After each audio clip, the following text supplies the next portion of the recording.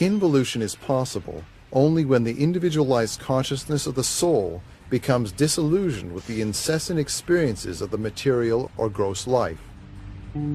At this point, it enters the spiritual path and turns inward. Its gross impressions are now less deep.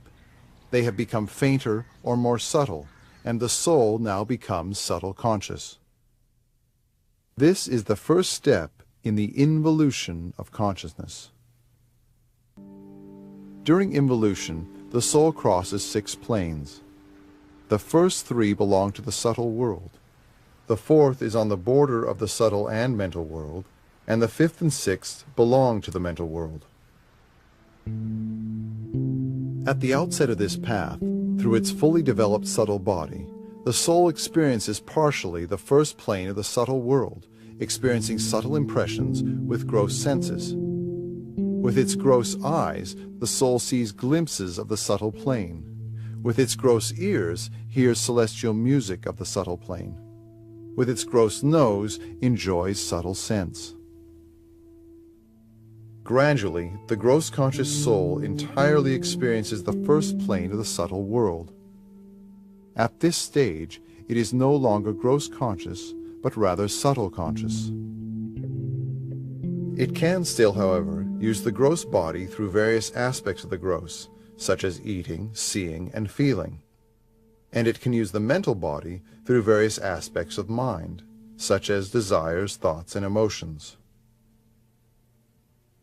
The subtle conscious soul on the second plane has gained consciousness of the infinite energy of the subtle world, and is capable of performing tricks or minor miracles of a lower degree. With one wish, they can make a dry tree green or fill a dry well with fresh water.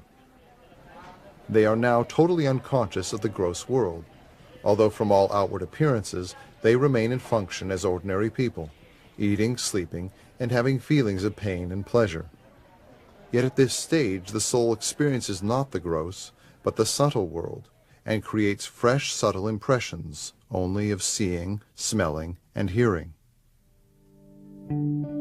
Further involution of the subtle consciousness results in the experience of the third plane. Here, greater consciousness of the infinite energy of the subtle world is gained, and the soul is capable of performing grand miracles, such as giving sight to the blind or restoring limbs to the maimed. When one on a particular plane, with his consciousness gradually evolving, becomes completely dazed by the enchanting experiences of the plane, he is commonly known as a must, meaning that he is God intoxicated.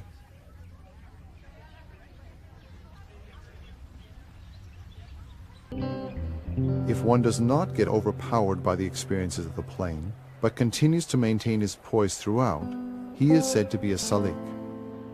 Such a salik behaves like a very normal man of the world, even though his consciousness is progressively evolving and is completely dissociated from the gross world. The journey between the third and fourth planes is at once difficult and dangerous, because between these two planes there is the point of enchantment. Unless the pilgrim gets out of this state quickly and proceeds onward to the fourth plane, his progress will be held up indefinitely. The fourth plane is partially of the subtle world and partially of the mental world. Now fully conscious of infinite energy, the soul is confronted by the full blast of intense desires and emotions.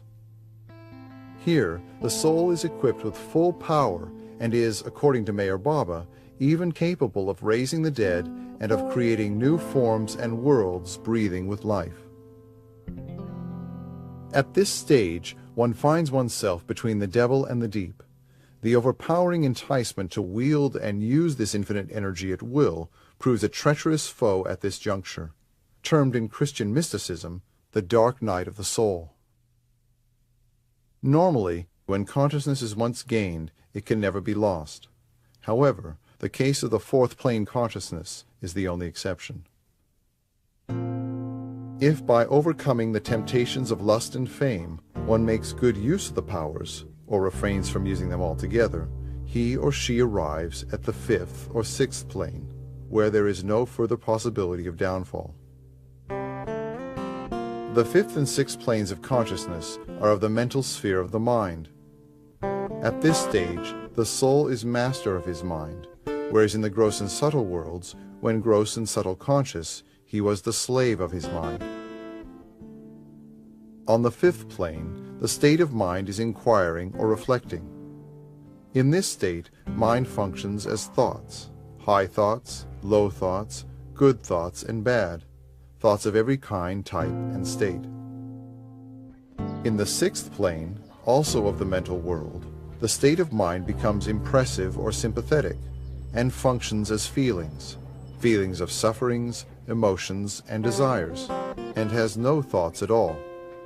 The soul can, however, utilize the gross through various aspects of the gross, and is seen eating, sleeping, seeing, hearing, and feeling as an ordinary gross conscious human being, though conscious only of the mental world.